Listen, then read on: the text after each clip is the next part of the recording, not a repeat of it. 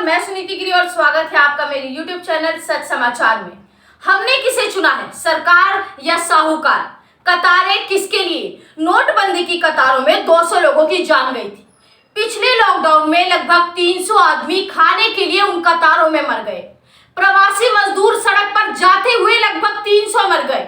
आज पुनः अस्पतालों के बाहर ऑक्सीजन के लिए कतारें लगी हैं, वैक्सीन के लिए कतारें लगी हैं। तो ये सरकार है या कतार? क्या इसके पास मैनेजमेंट नाम की कोई चीज है या नहीं? देश को चलाने के लिए इनके पास कोई सिस्टम है या नहीं? इतना ही नहीं, एक तरफ टीका लगाने के लिए प्रधानमंत्री टीकोत्सव मना रहे हैं, तो दूसरी तरफ राज्य सरकारों के पास टीका ही नहीं है। राज्य सरकारें टीकों की कमी का रोना रो रही है। लोग लंबी लंबी कतारों में खड़े होकर वैक्सीनेशन का इंतजार कर रहे हैं, वैक्सीन का इंतजार कर रहे हैं। ये बात सिर्फ दिल्ली तक ही नहीं बल्कि अन्य राज्यों में भी यही हाल है। और सिर्फ हमारे प्रधानमंत्री जो इसे टीकोत्सव का नाम दे रहे हैं, जब उन्हें पता था कि हमारे देश की जनसंख्या 135 करोड़ है, तो उन्हें टीका यानी कि वैक्सीनेशन एक्सपोर्ट करने की क्या जरूरत थी? उन्होंने ऐसा क्यों किया? लेकिन अब प्रश्न ये उठता है कि इसे टीका उत्सव कहा जाए या फीका उत्सव। क्या 45 साल तक के सभी उम्र के लोगों को टीका लग चुका है? दूसरी तरफ हमारे प्रधानमंत्री यही टीका 93 देशों में एक्सपोर्ट किया है। क्या ये जिंदगियों का सौदा है? आम लोगों की जिंदगियों का सौदा है या आम लोगों की जान का सौदा है? आप जानते हैं उन वैक्सीन की संख्या कितनी थी? 6.5 करोड़, जिससे पूरे दिल्ली व मुंबई जैसे महानगरों में टीकाकरण हो चुका होता। इसके पीछे क्या कारण हो सकता है?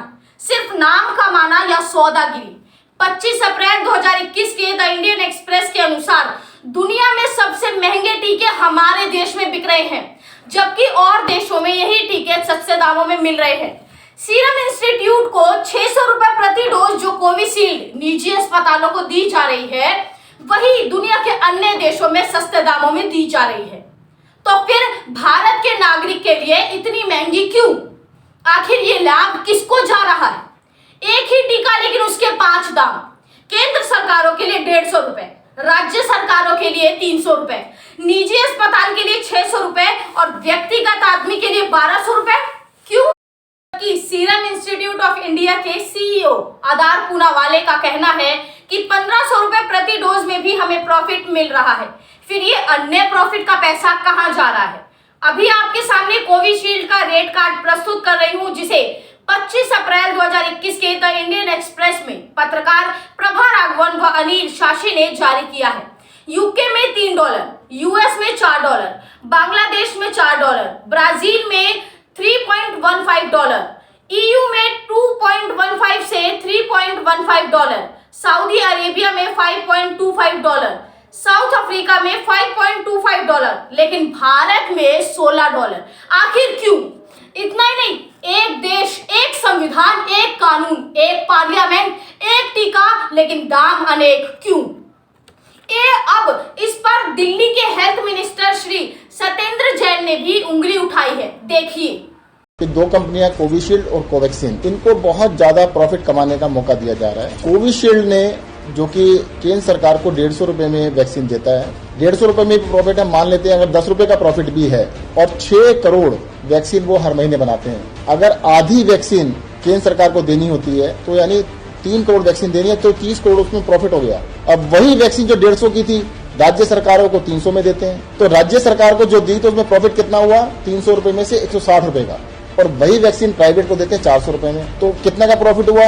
अगर हम कॉस्ट प्राइस 140 मान के चलें, जो कि उससे कम ही होगा, तो 260 रुपए का प्रॉफिट है। यानी 1 महीने की प्रोडक्शन के ऊपर उस कंपनी को 960 करोड़ रुपए का प्रॉफिट है। देश के अंदर 18 साल से ज्यादा की उम्र के 100 करोड़ के करीब लोग हैं। एक कंपनी 100 करोड़ लेंगे, दूसरे 100 करोड़ लेंगे, यानी एक कंपनी का नेट प्रॉफिट 16,000 करोड़ रुपया बनेगा।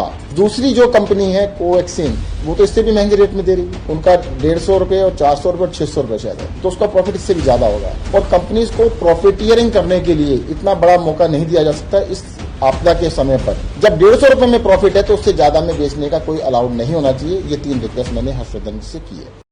हमने किसे चुना है, सरकार या साहूकार? इसका निर्णय मैं आप पर छोड़ती हूँ। मेरा वीडियो कैसा लगा आप मुझे ये जरूर बताएं। आपका कमेंट मुझे उत्साहवर्धन करता रहेगा।